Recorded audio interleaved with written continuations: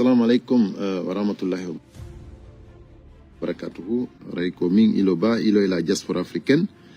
Voilà, mi arta kadi ko jeudi lundi 2 juin 2025.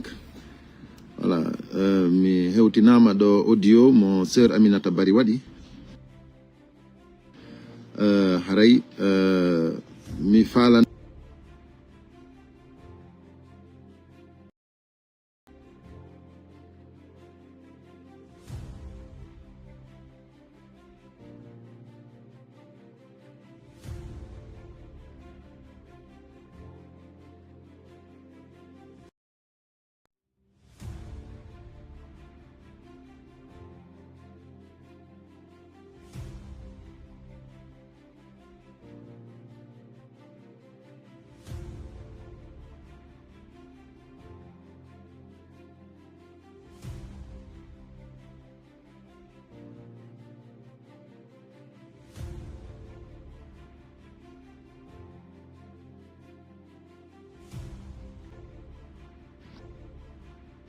Assalamu alaikum wa rahmatullahi wa barakatuhu. Raiko min iloba ilo la diaspora africaine.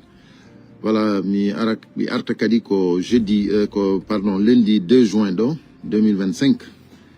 Voilà, mi hewtinama do audio mo sœur Aminata Bari wadi. Haray mi falanoka arde do den jabondira e makko.